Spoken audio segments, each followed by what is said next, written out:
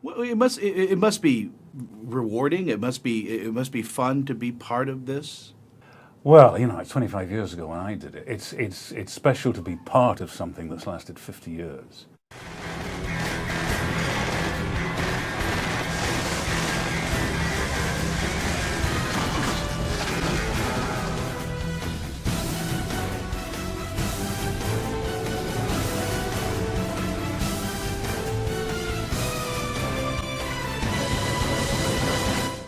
You touched on about the Disney thing of always trying to do something, a sequel better. And I think that's one of the reasons why Cubby Broccoli, who is passed away now, but was the original producer of the Bond series with Harry Saltzman, and then became the sole producer in partnership with MGM. And his family is still in pretty much in control anyway of the movies. They have always strived to make them striven, I suppose the word is not strived, striven. Not simply to exploit the name or the history. They've always tried to make them as good as they can possibly be. And I think that's to be applauded, and I respect that enormously. And I like them very much. They're terrific people. Yeah. And hip hip hurrah, 50 years, it's great. It's a long time? Yeah.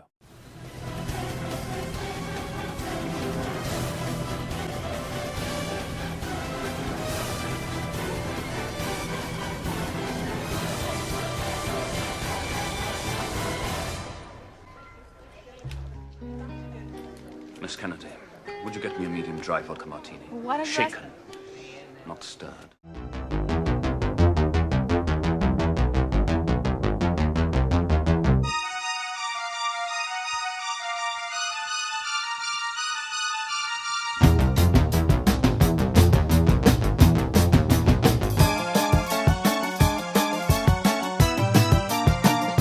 So welcome to Trimming the Movie Fat, the podcast where we trim films from franchises that don't belong. I'm Stephen Nicholson. And I'm Paul Nicholson. And today we're jumping in a cello case and preparing to slide down a snowy hill into Austria as we take on Timothy Dalton's 2 James Bond movies. M has assigned us a mission to rank each movie top, middle or lower tier Bond. Which movies will survive a whipping from Sanchez's stingray tail? Dalton's debut, The Living Daylights, the harder-edged License to Kill? Keep listening to find out. We'll also share some Bond facts, provide an overview of each movie, and share our thoughts on each. So, Paul, have you got a favourite scene from either of these 2 movies? It's a good question. Probably in License to Kill, where the bad guy, I can't remember his name, the guy that the sort of cop that double crosses them, and he takes the money Heller, and he lets him, and then he gets basically eaten, doesn't he? Because he wants the money like Bond. So because that was originally from the Live and Let Die book, apparently. Right. But for me, yeah, it's probably the best bit. Him getting his comeuppance, the baddie for double crossing. So no, like there's Bond, there's 2 million in that suitcase, so we'll split it. It's like, no, you keep it. You deserve it. Something like that. I think Sharky's there. What a terrible waste of money. That's right. Yeah. What about you? What's your favourite scene from the 2 films? Well, I was having to think about this before we started, and I actually kind of got it down to 2. And I think one of them is in The Living Daylights, which is that entire sequence on the airfield in Afghanistan, from the action sequence from Bond and what's Kira? Kara. From that whole action sequence to them taking off, and it's just like that opening sequence in Indiana Jones and the Temple of Doom, where it's just escalation, one thing after the other, where one is getting to take off and obviously getting Kara onto the plane. The next is trying to defuse or deactivate the bomb, whilst then obviously there's the fight on the plane and the fall out the back of the plane. They're hanging onto the cargo net, which is brilliant. It's amazing. So then once Bond does that and gets back on, he needs to find the bomb, and then he's done that, he's like whoosh, and then he sits down in the cockpit, then they notice the fuel, Oh no, Hmm. they sit down and then the plane's heading for the mountaintop and he has to pull that Yeah. up out the way. And then he's like, oh, right, okay.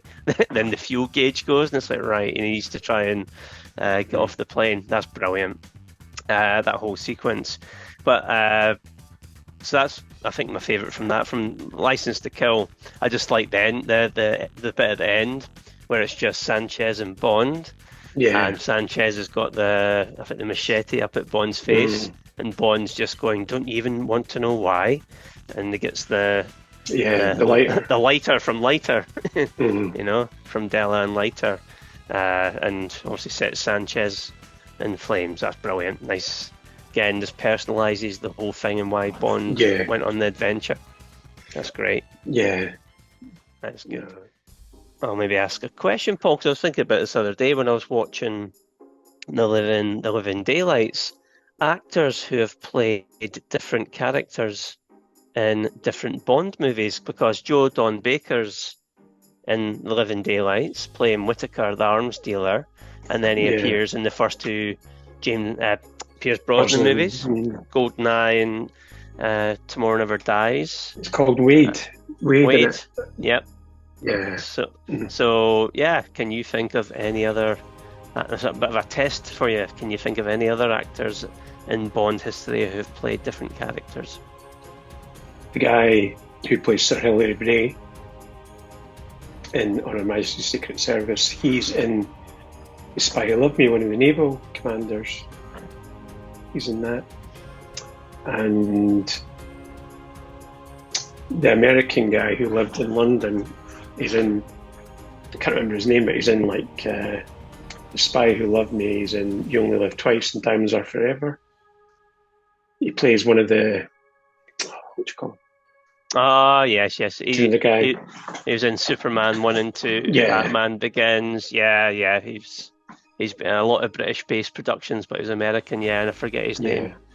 I know. I'll give you two. Maud Adams.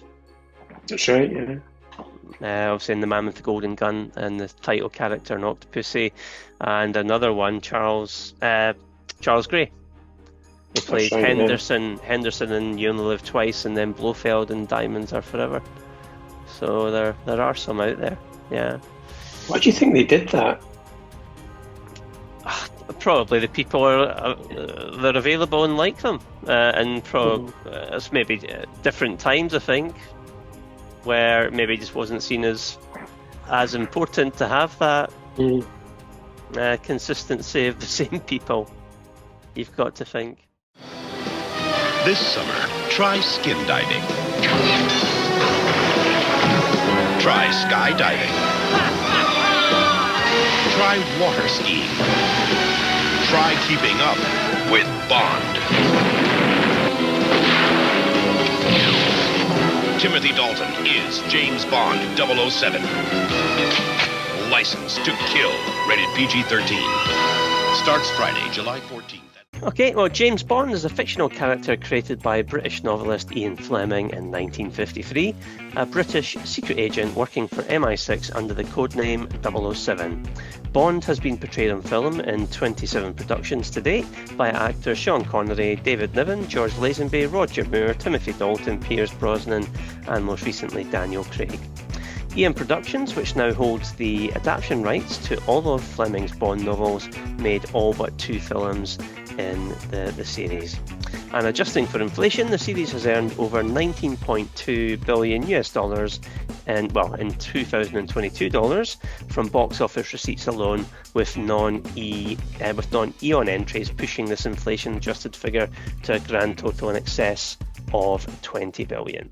So before we actually jump into the movies themselves, Paul, what are your recollections of the switch from Roger Moore leaving the Bond role in A View to a Kill to Timothy Dalton picking it up in The Living Daylights? Because you would have been, about 10-year-old or something at the time. I was 13. Yeah. What do you recollect from that time period?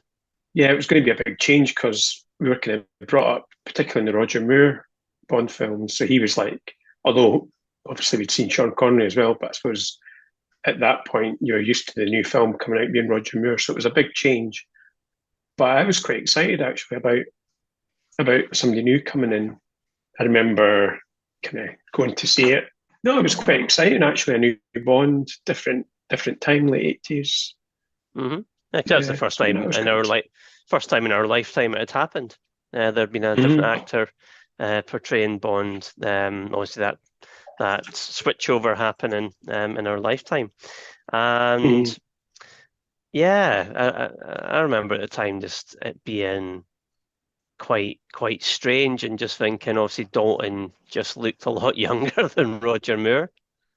And just physically, it was obviously just quite different to Roger Moore, and that's just quite strange. And I remember at the time thinking, "Oh, can you take someone else playing the same character?" And obviously his portrayal in a lot of ways was quite different, which we'll maybe talk about.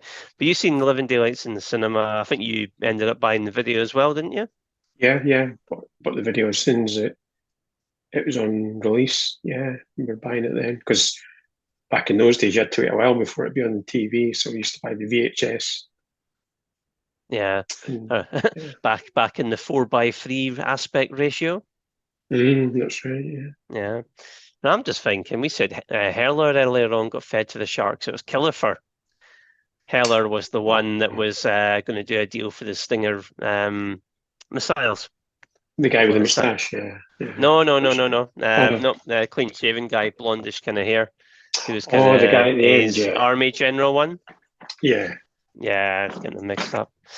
But anyway, talking of Killifer, we've just fed him to the Sharks, so now it's time to start critiquing the movie. So let's go. The name that means excitement is back. Bond. James Bond. That girl must be very talented. Shoot up. Believe me, my interest in her is purely professional. What is this? I've had a few optional extras installed. Wherever he goes, adventure follows. Two of our men are dead. Koskov's named you. Then I must die. Eliminate him. Kill him!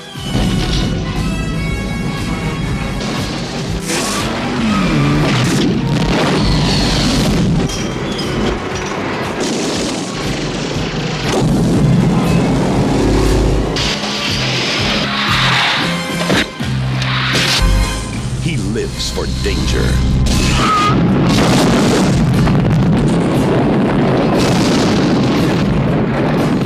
He lives for the moment. He lives on the edge. Whoever she was, I must have scared the living daylights out of her. James Bond, 007, The Living Daylights. Was there ever a day, Timothy, when, because of the great physical stuff that one must do as Bond, was there ever a day when you said to yourself, why in the world did I ever take this on? Oh, no. Never got that tough, huh? No, I think the real toughness was just the pressure of work. I mean, it was a very long shooting schedule. It's the longest I've ever worked on anyway. It's 19 weeks. And in that 19 weeks, I was supposed to have 4 days off, and I never got them. And often, when you're on location, you work very long hours. I mean, they're not the same hours you work when you're in town. And there is the constant pressure to think of something. I've got to go on any second and not only be real and believable, but also try and find something that's imaginative and new and show another facet of the character. I've got to find ways of making him real and human and interesting and available to an audience. I've also got to find ways of handling what has to be done. And that's incessant, it's never ending. So, week by week by week, that builds up. I think that was the difficulty. I mean, the physical stuff is, you can take a pause, you can have a break, you can get your breath back, and then you can run down the street. I can still run. I might be 40 years old, but I can run a bit and jump a bit, and at least well enough for the camera. The movie has great stunts, it has good special effects, it has a Bond who needs to work on his sense of humor, and it has a Bond girl who is not in the great tradition. And I should add thumbs down. Me too, Roger. I was disappointed in the film. I'm not as impressed actually with Dalton as you are. He's better than Roger Moore, but for me, that's not much of a compliment. He's nowhere near Connery was. It's a classic figure. To me, he looked a little mousy. This Pierce Brosnan, I saw him in a new film coming up, Fourth Protocol. I think he might make a better Bond. He has more of the verve for life. This guy seems a little reticent.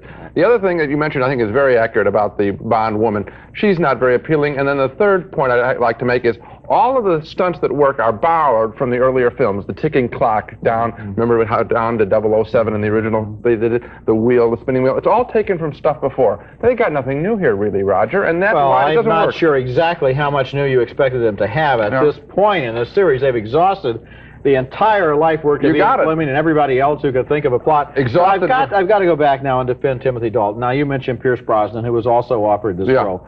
Dalton, I think, does have a very good screen presence here. I think that he's the last thing I would describe him as mousy. I think that's an astonishing thing for you to say. Well, I did it. I called James Bond a mouse. So, The Living Daylights was released in 1987. It was directed by John Glenn, and this was his, I'm doing the maths here, I think his fourth James Bond movie that he directed. Yeah, he did all the 80s.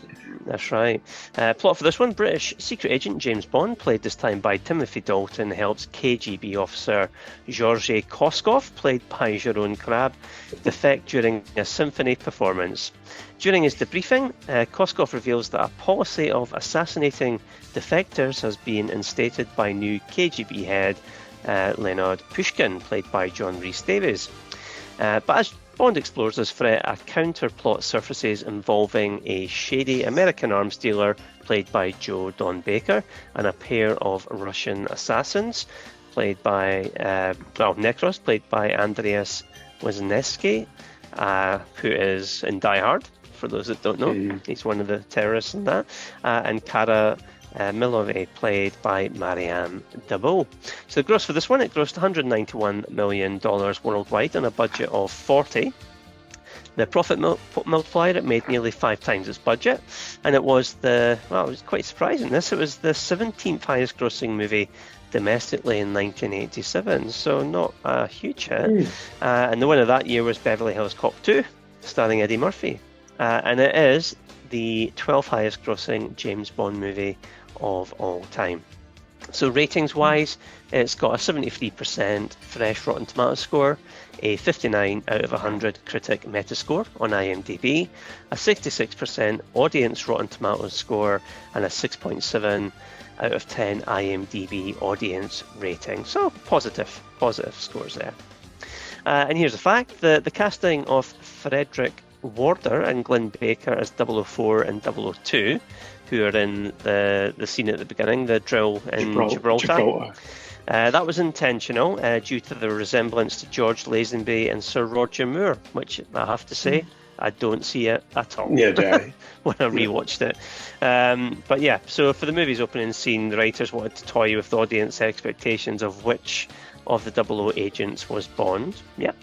And in summary, newcomer Timothy Dalton plays James Bond with more seriousness than preceding installments, and the result is exciting and colourful, but occasionally humorless. What do you think of the? And this was, I'm thinking as well, John Barry's last score, which we'll maybe talk about. His swan song, what do you think of Living Daylights, its highlights and its lowlights? I think it's a good film, a really good debut for Timothy Dalton. I think it's dated quite a bit now in terms of the way it looks, and I guess when we're looking at this, we're thinking of, obviously we've seen the film after this, but it feels like this film is just playing it safe a bit, like just keeping things people are familiar with, and sort of the traditional Bond way. They're just keeping it safe. But I think Timothy Dalton does a really good job finding his feet as Bond. Obviously, the good things about Bond films we've talked about before are they reflect the times as well. And of course, at that time, HIV/AIDS thing was very much in the public consciousness. So they wouldn't have Bond f***ing 100 women a film, whereas like in the previous film, View to a Kill, I'm sure he had 5 or 6 different women, and obviously this is a different time now and different Bond. So it's like he doesn't he doesn't slip around as much. Bond, James Bond. Exercise Control 007 here. I'll report in an hour. Won't you join me? Better make that 2. That's because Roger Moore was a lover, not a fighter. That's right. Mayday, where have you been? I've been waiting for you to take care of me personally. But I think it's good as well because it's a bit more believable as well, like Dalton fighting, because obviously the last Roger Moore films, I love them, but yeah, there's no way you would believe that Roger Moore could fight his way out of a paper bag, never mind all these baddies and stuff. So it's a good film, but I don't think it's one that I would go back to much. But it's good. I'm not a massive fan of Marianne Dabo in it. Cara, I think she's a bit wooden, really. I think from the get-go, I think what you say is true. It's a bit of a stepping stone, if you like, this one from moving away from Moore to Dalton and playing it a bit more seriously. And there's stuff in here which you can imagine Moore saying and getting a laugh with it, which just comes across as clumsy, if you like, with Timothy Dalton saying it. And there's more serious stuff in here that you could just never imagine Roger Moore doing. So it's a bit of a mixed bag. I mean, I think it's a really good film. Really enjoy watching it. I think immediately with the pre-title sequence, things are going to be taken a bit more seriously. Just the way Dalton's portraying it. And so it's a good opening sequence, and I like the ingenuity shown by Bond. The end of the pre-title, he jumps, the Jeep goes off, heading towards the water, and he gets his boot and smashes the window to get an updraft, so he can then pull the parachute cord and go up the way. So good job he had 2 parachutes, but he was only wearing one. That was handy. Unless it was his emergency chute, I don't know. But yeah, so it's obviously taken more serious. But then things like when they're in Bratislava and they've went and got Cara's cello, and they're kind of driving away, and the police start following them, and Dalton has to deliver some one-liners, like when the police car is kind of cut in two, and it's like, what happened? Salt corrosion. And there's another one, but atmospheric condition, where they're picking up the police radio. You picked up the police band. There must be an atmospheric anomaly. And it just doesn't land at all. Why couldn't you learn the violin? Why couldn't you learn the but in fact, even just before that, but the reverse side of things, talking about where what was good about it is the more serious, where when they've just got Koskov defected, and they've put him through the pipeline. The pipeline we've got a pipeline to the west, which is a good line, and he picks up. I forget the guy. Saunders picks up the guy Saunders, and they're driving towards the border. And I think Saunders saying you didn't do things by the book, and I think Bond's going, "Oh, Stuff my orders. I only kill professionals. Goaded no one end of a rifle from the other. Go ahead, tell him what you want. If he fires me, I'll thank him for it." Moore's Bond would never do that. No. Right? That was good, dramatically. Really good bit that I suppose in a way typifies what Bond would become is when they're in that theme park and the guy, his colleague, the doors smash and kill him, and then when you see him burst in the balloon, you can see that's what he becomes in the next film. Really, that bit there, I think that's really good.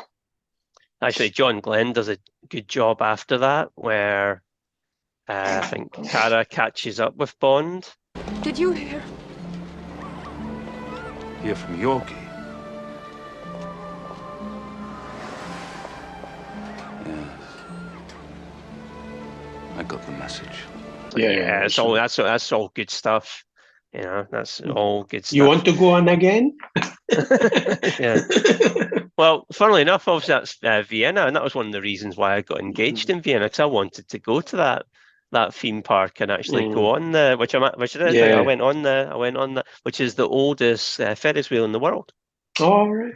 Yeah, and so it's kept at those old style big. It's like cargo container wood type things, but it's cool. That's why we ended up going to Vienna. But yeah, it's a lovely place. But yeah, that's and I think actually Saunders' death is pretty brutal. You know, it is, yeah. the glass doors closing on him. And that hits. That does hit. 'Cause I think Dalton sells it, doesn't he? His anger. Yeah. You know, after thanking him, which is again another nice moment. Saunders. Thanks. Yeah, because he wasn't. It was like they didn't get on with each other originally.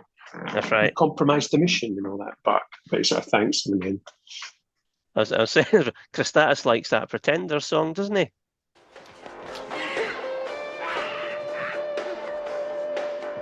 I know. Where does everybody go? I know, like on repeat. must have bought the cassette single, just the same. Maybe the lyric, the vocal one on one side and the instrumental on the other. I like it when he puts on his tries to be mate. English. I know. Usual guys off. Aye, easy, mate. Easy. It's good. What's it say? Where's the usual man? Flo. Hey, mate, watch it. Although I'll tell you, that was another great sequence in the movie when he obviously goes into the I forget the country house where they're holding Yorgi, and he has the fight with the MI6 agent in the kitchen, and it's actually very unusual for there to be an action sequence that doesn't involve Bond, where you've got another guy really stepping up and giving a good account. No, it's good. That's a great action sequence. Yeah, the kitchen fight. You may have a malfunction. Yeah, and the hot water as well when he throws it over him. Yeah, and, really good scene. What do you think of Yorgi himself? Quite annoying. Oh, really? I But think he's hilarious. But that's probably he's meant to be that way. He's a manipulator and. James, I will never forget what you did for me. Thank you so much. I like the actor he was in The Fugitive as well. That's right. He was good in that as well. Yeah, he's Dutch, isn't he? Yeah. I think so, but he's slimy and conniving, but he's so good at it. You can't help but like him. I told you the British believe me. I told you. Yeah. I told you. I like him. I think he's great. Yeah, I was going to say as well about you were talking about different times, and Bond is less promiscuous in this movie. But I actually do think Cara and Bond's relationship does have, a genuine. I think it's a genuine one. You didn't think I'd miss this performance, did you? He's getting to know her, really, isn't he? Whereas in the past, it would have been straight there. You do feel, as the film goes on, you do imagine that they could be a couple. You do believe it, because you're kind of not sure during the film, is she a goodie or a baddie? Well, here's a thing. I don't know if this is. I've seen this film many times. I've seen it twice when it came out at the cinema in '87, but rewatching it this time round, and I got to see it last year when they were all re-released. I knew each one was being re-released week by week, so it was good to see it back on the big screen. And I didn't notice it last year, but rewatching it just in the last few weeks, you know how they've got that pig's heart, which is when they're pretending to be doctors boarding the plane. Yeah, and the diamonds. Pig's heart and the diamonds around it. It's meant to look like ice. I never noticed that what's on the side of the box, which is, now what was it again? Is it treat like eggs? Oh, I never noticed that either. Never noticed it, yeah. Or handle like egg, something like that. Obviously, just to be really careful with it, which I've never noticed before. Yeah, handle like eggs. So obviously Yorgi we're meant to believe Yorgi's been snatched back, and so then Bond is assigned to go after Pushkin because MI6 believe that he's instigated Sperrspielen. And death to all spies. Death to all spies. But so we eventually end up in Afghanistan after Cara and Bond are captured. Well, What do you think of the Afghanistan stuff?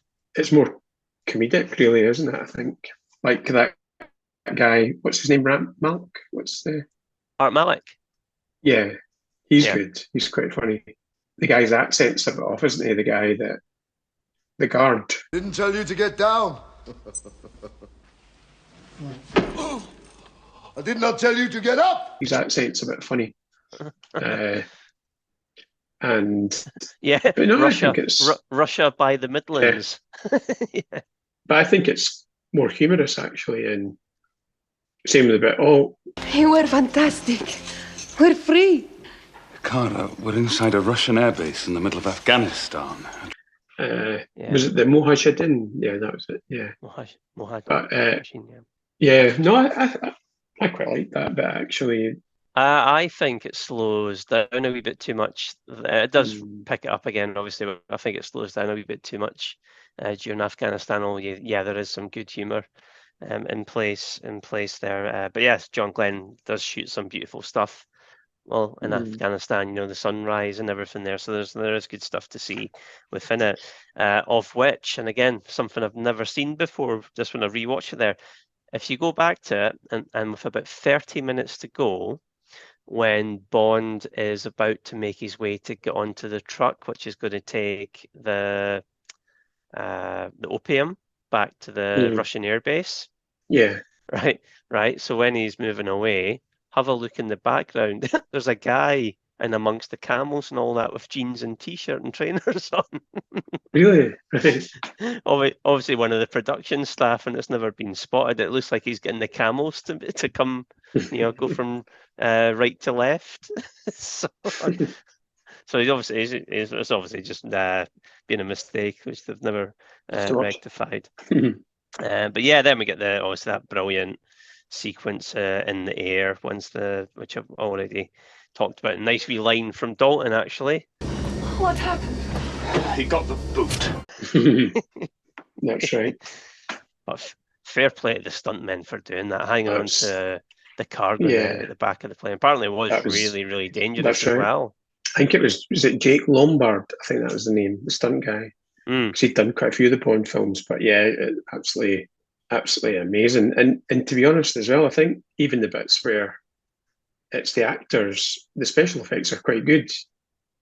Yep. Do you know when it's the actors, and obviously it's in a studio, but actually it looks quite convincing. It does. Yeah, it does.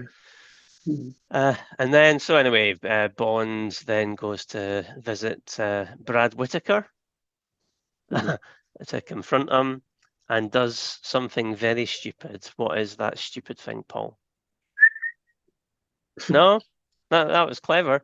Right, so you've got Brad Whitaker there, and he's I've got the latest guns. Right, obviously it's got that shield over him. Right? Shoot him in the leg, Bond. It's like when Roger Moore used to always keep punching Jaws in the face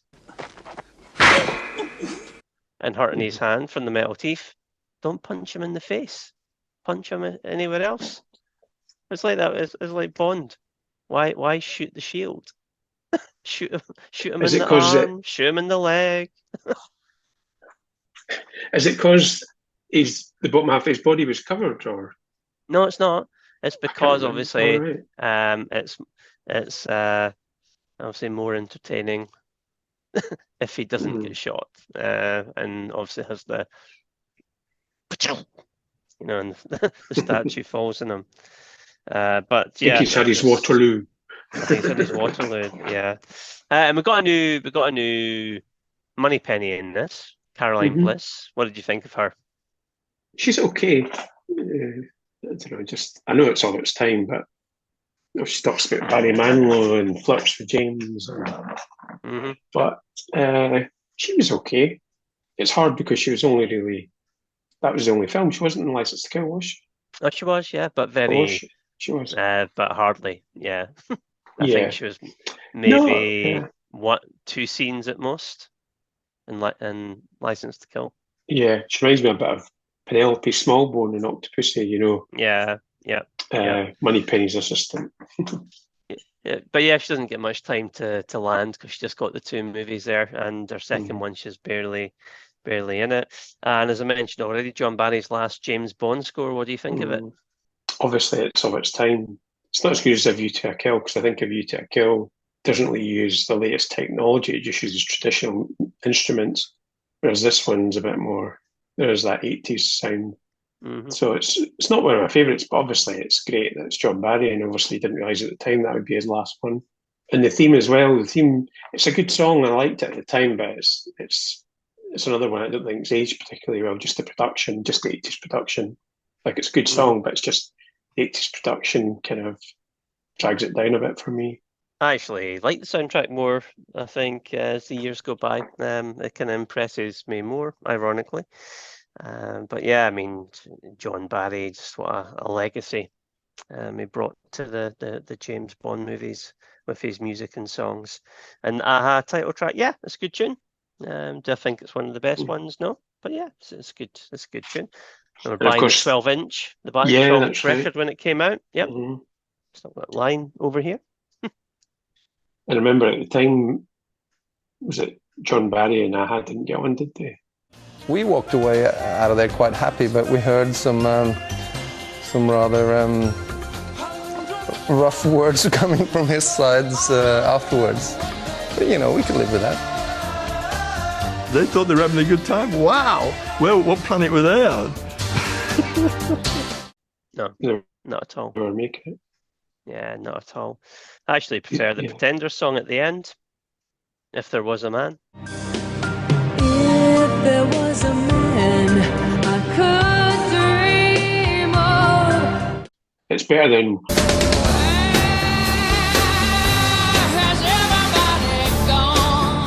You just get sick of hearing it.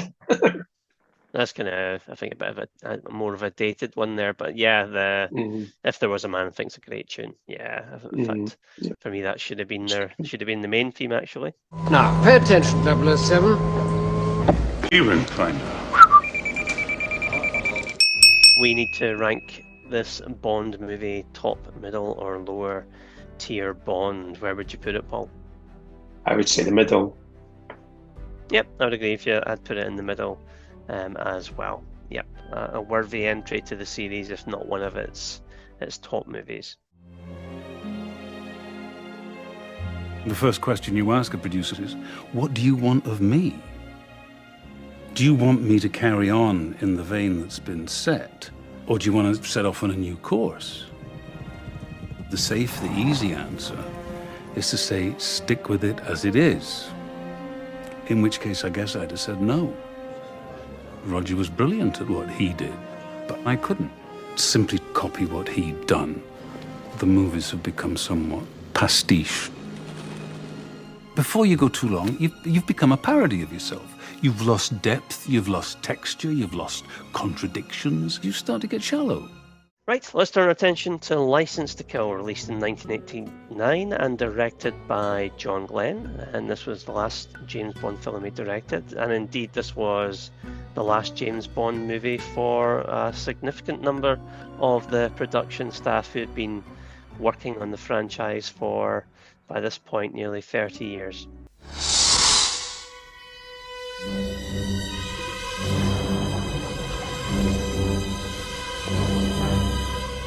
I want you to know this is nothing personal.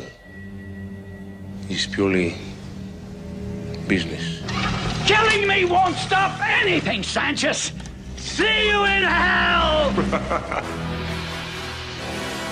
This private vendetta of yours could easily compromise Her Majesty's government. You're going after Sanchez, aren't you? Are you crazy? Make a sound, and you're dead. Your license to kill is revoked, effective immediately. In my business, you prepare for the unexpected. Problem solved. I'm more of a problem eliminator.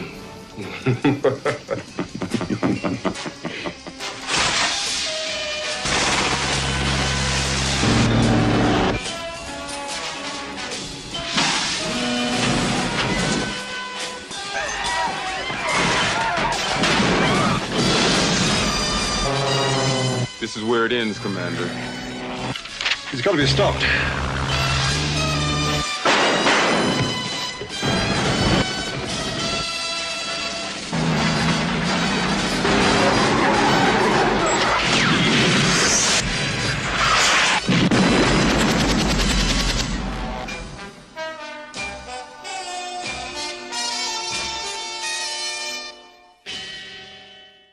How did that first film really affect your life in the last 2 years?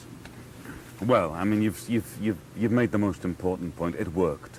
People did love it. I mean, not everybody, because already you could see that the style of the movies was beginning to change slightly, and everyone has an opinion. Everyone knows what kind of Bond they want, and certainly, you know, some people prefer, like, Roger Moore to Sean Connery, and sometimes vice versa. But it did work, so there was an establishment. It wasn't the personal failure that it could have been. Yeah. So I was very, very relieved, very pleased, delighted, in fact. My basic reaction is that the picture is uneven, ranging from quite exciting to tedious. With Roger Moore now thankfully out of the picture, Timothy Dalton returns as 007, and the result is a more traditional character, less the wise guy, more the gutsy, hard worker, and I like that difference. But Timothy Dalton is solid as Bond. Robert Davi is a good villain, although the villain itself, the character as written, isn't that powerful. He doesn't seem like a classic Bond villain who's going to take over the world. There isn't a lot of romance there.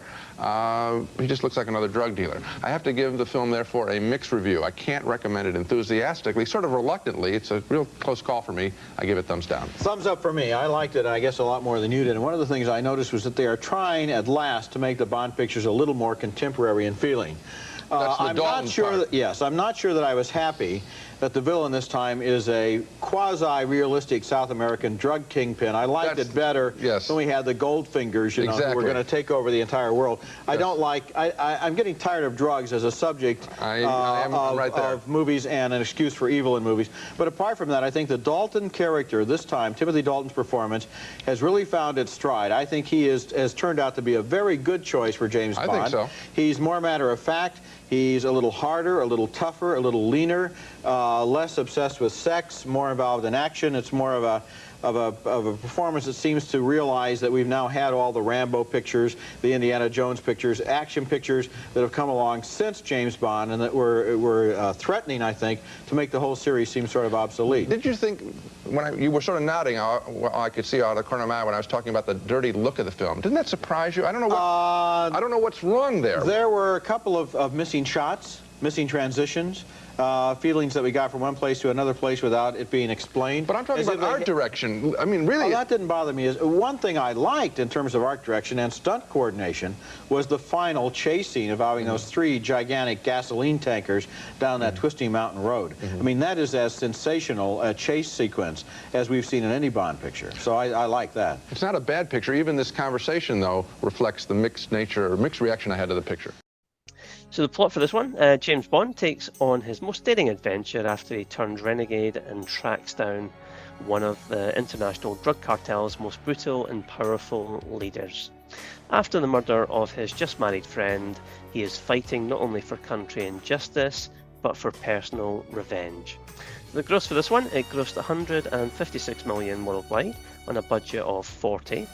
The profit multiplier, it made 4 times its budget, and it was the 37th highest grossing movie domestically in 1989. And number one, not unsurprisingly, that year was Batman. I mean, that was the best year for movies, yeah. It was a great year, yeah. And it is the 16th highest grossing official James Bond movie of all time.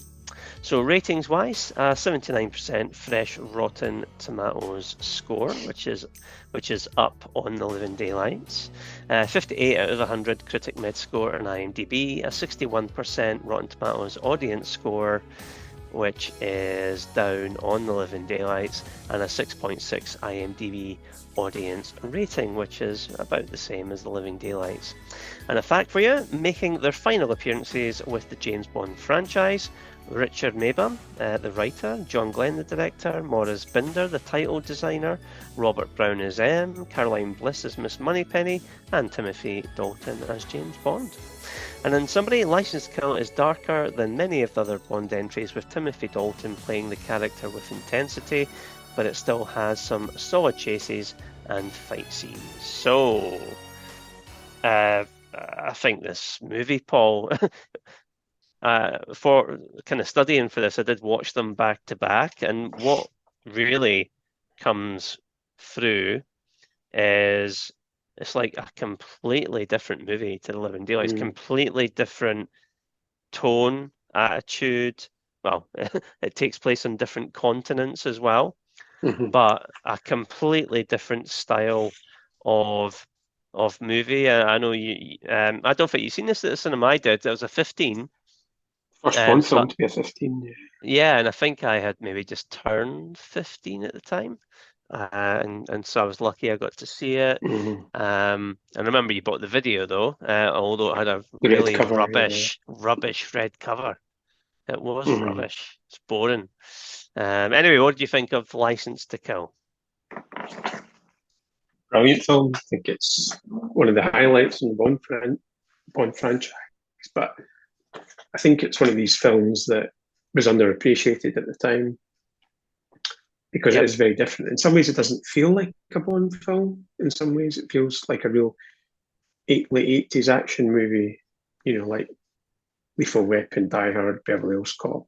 But it's almost like Living Daylights was just playing it safe to really bring in Timothy Dalton, to bring in the new Bond. And it feels like this time they can go off in a different direction.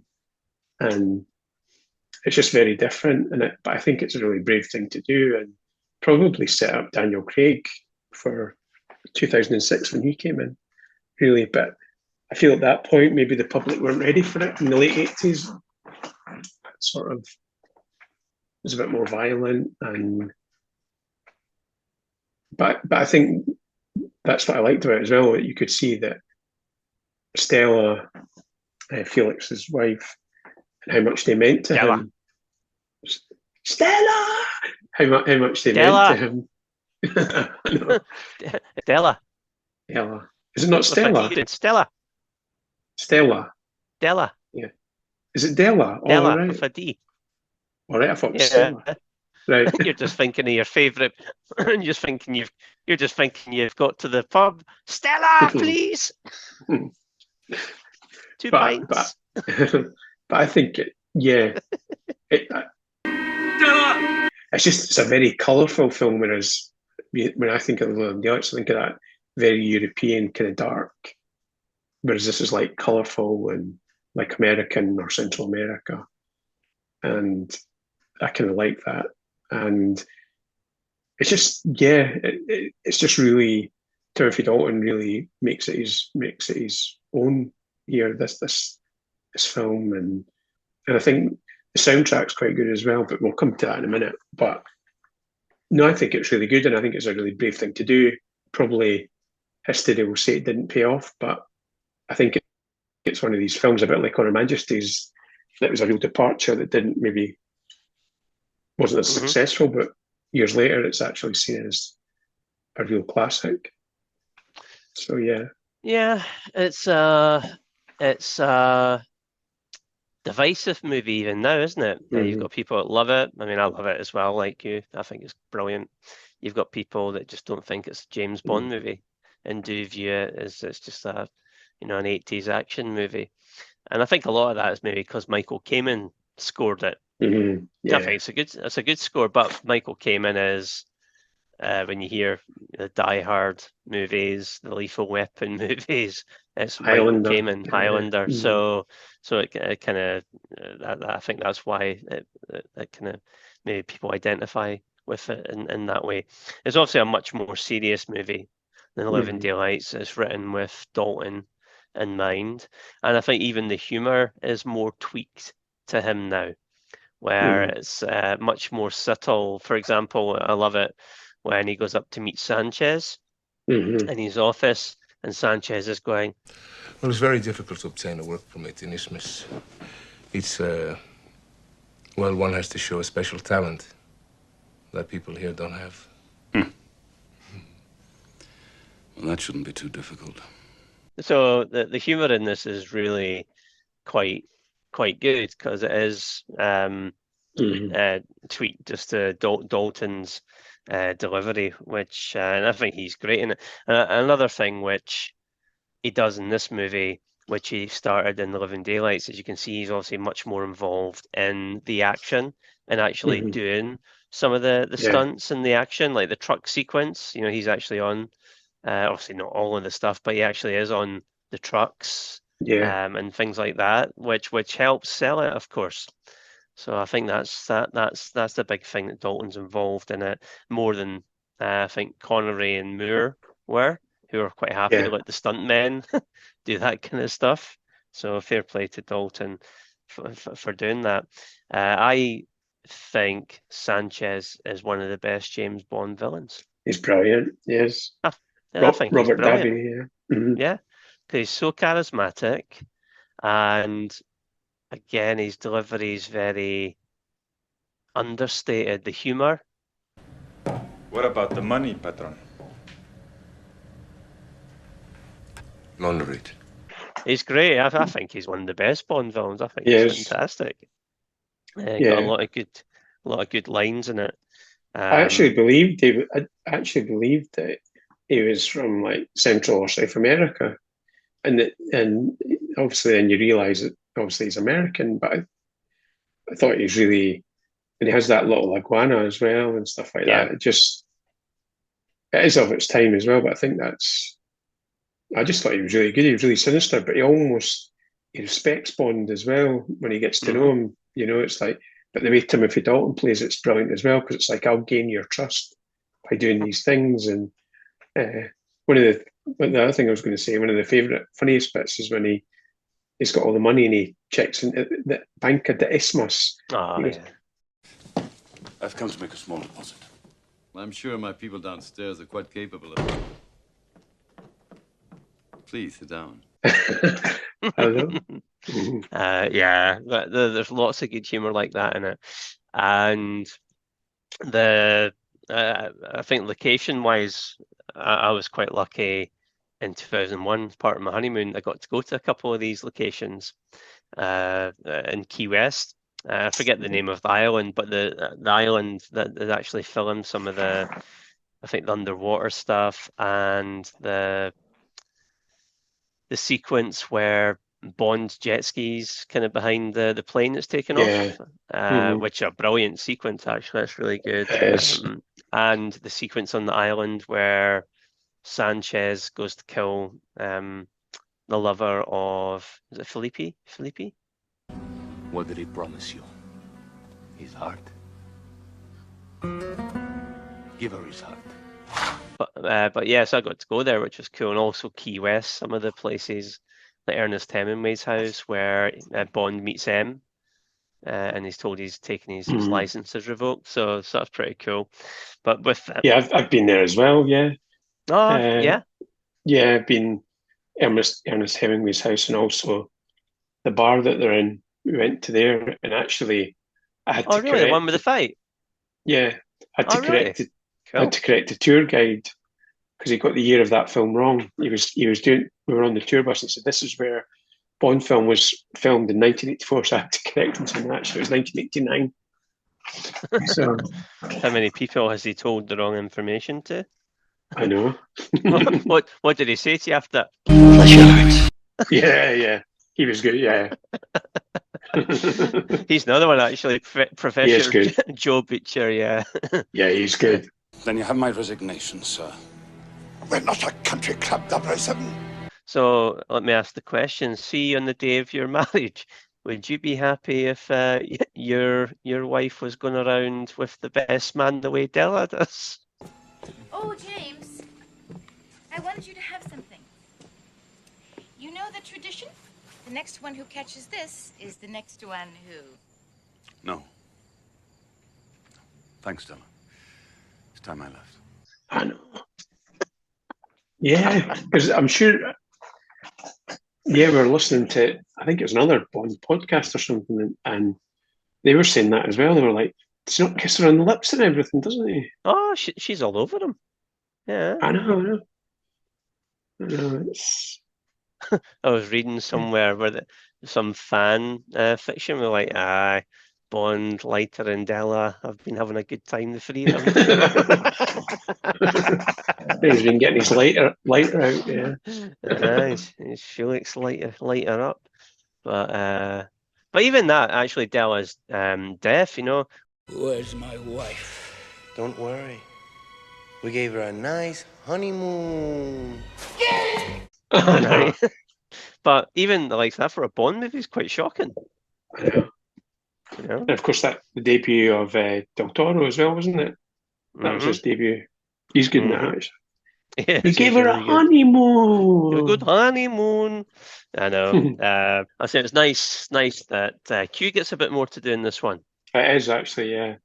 And he's good, actually. He is. He's funny.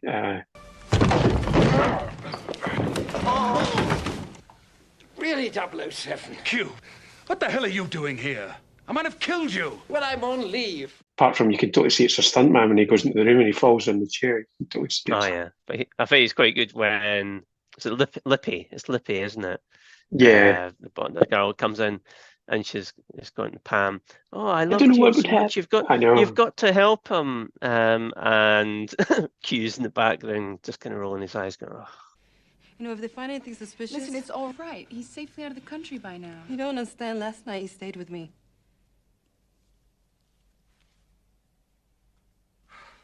At Sanchez's house? See, Francis take him on a trip. They leave in an hour. You must help him.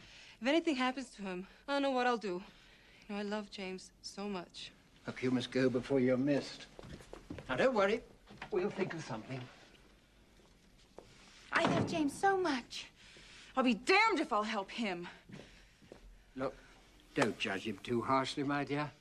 Field operatives must often use every means at their disposal to achieve their objectives. Bullshit! Let's talk about the Bond girls then. So Pam Bouvier, what do you think? She's good, yeah. She used to be married to Richard Gere. Yeah, Carrie Lowell. Yep, Carrie Lowell. Yeah, she's good, and it's funny how you can tell she's wearing a wig at the start, but they make out that that's a real hair. Yeah. But no, I think she's quite good. She's quite strong Bond woman, and But she genuinely is. You know, every film, well, she's a different Bond girl. She's stronger, but she actually is. Yeah. Yeah, she can tell him off, but she can also look after herself as well. And, yeah, and looks good in the silver dress. That's right. But what's her name? The other one's a bit wooden. Lippy, yeah. Lippy. She's a bit Loopy, yeah. Lippy. James, don't go. I'm scared. What's gonna happen to us? Don't worry. When this is all over, I'll make sure you get back home. Home? It took me 15 years to get away from there. I don't want to go back. Can't we leave together? I want to be safe with you. Yeah, I think she was a model, which might explain it. I actually don't mind her delivery that much, but I think there's good contrast between the Bond women because they're quite different. They're quite different there. One of the president, he's not the nephew or the grandson or son of the guy from Russia with Love. Yeah, you know the guy that died. He was the son. I'm sure the son. Pedro.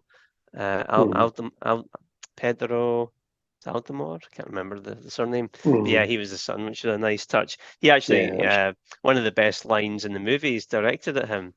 There's been a mistake with my check. Look at it. It's half the usual amount. You were very quiet when I was arrested. Remember, you're only president for life. That's right. which is great. But there's lots of swearing in this. Well, for a Bond movie, really, until I don't know if the 80s was maybe the first time we got a sweary word in a Bond movie. But you might only get the one. There's maybe 4 or 5. Because that's maybe why it's a 15 as well. Yeah, I know. And lots of smoking as well. I help people with problems. Problem solver. I'm more of a problem eliminator.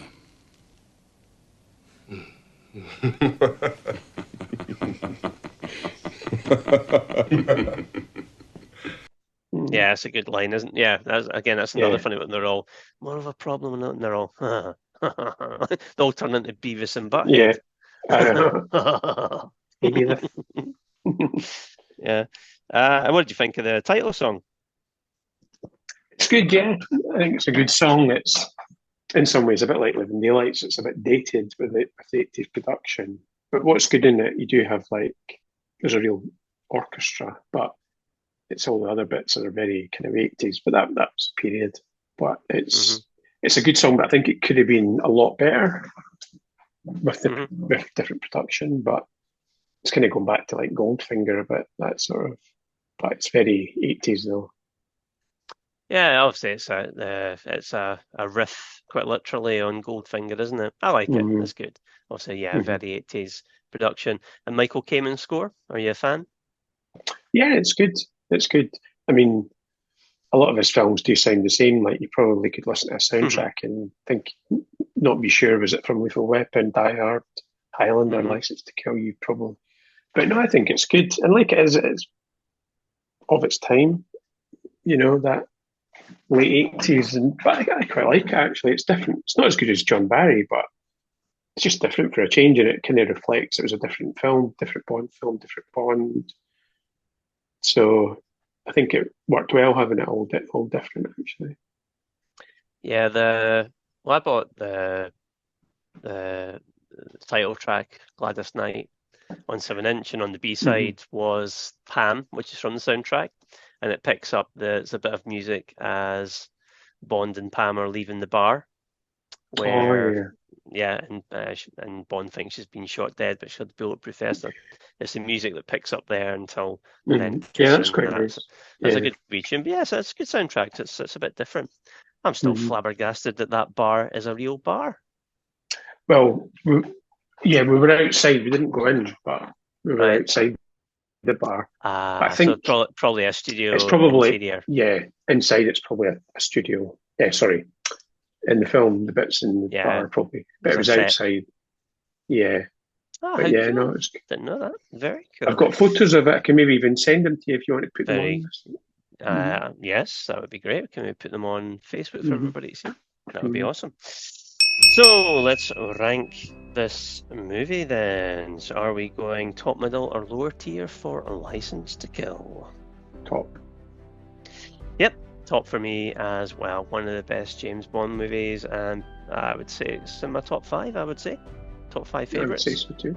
Yep, I'm more than happy to put this on just to sit back and enjoy 2 hours of classic Bond. Thanks. Okay, so what do you think is Dalton's legacy as Bond then? Paving the way for Daniel Craig. It wasn't maybe acceptable at the time to be the way he was as Bond, but he actually set the standard for which Daniel Craig kind of took on almost 20 years later or whatever it is. Yeah, probably ahead of his time. I get what people said about the humour side of things. It may be the humour was maybe a bit lacking, but you could throw the same accusation at the Daniel Craig movie as well. And I think the Bond movies always kind of shift with the times, and they have adapted. Otherwise, the way I view it is like musical acts who adapt to the times as well, because if they keep playing the same style, then people lose interest. You've got to adapt and keep doing something new to keep people's interest. That's right. And the Bond franchise has done that extremely well. And I think now they've reached a point where we're in 2023. We had, nearly 2 years ago now, the last Daniel Craig James Bond movie. And for me, I think the public now are wanting to move away from this very ultra serious Bond that we've had over the last 15, 20 years. We actually need something a bit more lighthearted again. Something that just pitches it at the right balance between the humour and seriousness. We don't want to go full camp, but you just want something that's a bit more like you could sit down with your kids on Christmas Day and watch the James Bond movie. Yeah, and not be part and be standalone films as well. That would be good. Yep, I think we're ready just for or something a wee bit different again. I'm sure they'll do that. So normally at this stage we kind of rank the movies in order of preference, but we only have 2 in this episode, and I think it's quite easy to work out which way we're ranking them, which is we're both in agreement. Living Daylight second, License to Kill first. Definitely, yeah. Definitely. Okay. Right, well, we now need to decide, Paul, what we'll do next. What do you think? Which movies will we do? So we've kind of ploughed the espionage, spy, action, thriller route for the last few episodes, so we need to maybe change it up. What do you think? Police Academies. Yeah, Police Academies. Well, that would mean I'd have to watch Mission to Moscow, which I've never seen. Yeah. Or Highlander. You've not missed it. Yeah, could do Highlander. I actually would like to. Now, I've obviously the original, love. Sequel, I've not seen in years, but yeah, Highlander 2. I suppose when you compare it to the other sequels, it's not that bad. Well, I have to say, I don't think I've ever fully seen any of the sequels other than the second one. I've seen bits of them, and those bits were enough to make me not want to watch to watch the rest. How many is there? Is it 4 or 5? 5. Oh, jeez. 4's okay. 5's pretty rubbish, and 3's pretty rubbish. Right, let's do Highlander, will we? We'll do Highlander then, yeah. Okay.